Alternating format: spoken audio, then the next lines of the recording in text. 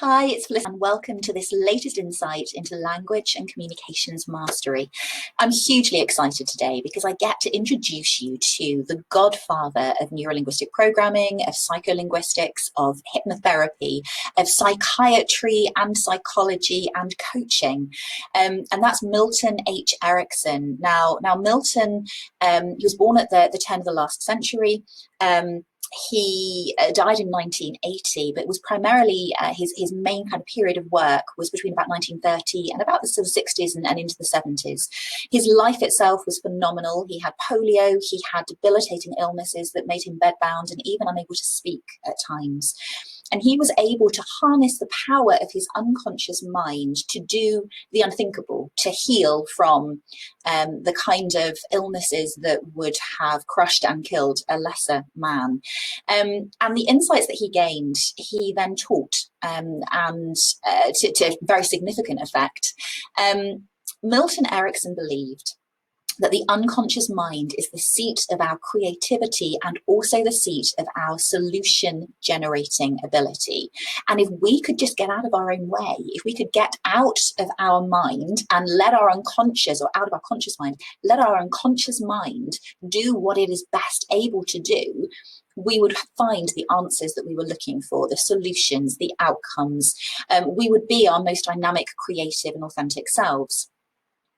And what he did, he developed a model, it's called the Milton model, and he developed a number of linguistic devices that actually create what he termed artfully vague language.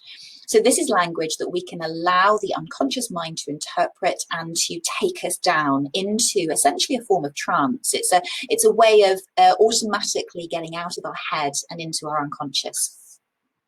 So the Milton model itself can be hugely useful when we are communicating professionally, whether that's one-to-one, whether that's in a boardroom, whether that's to an audience of 1,000, 10,000, or exponential.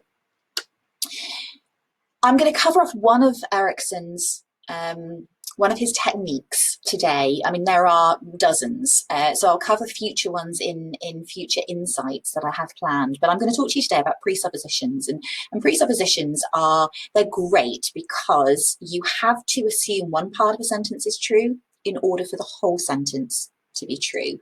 So if you were looking for support to make a behavioral change, for example, I might say to you, perhaps it's around exercise, I might say to you, I wonder if you're going to work out on Thursday or Friday.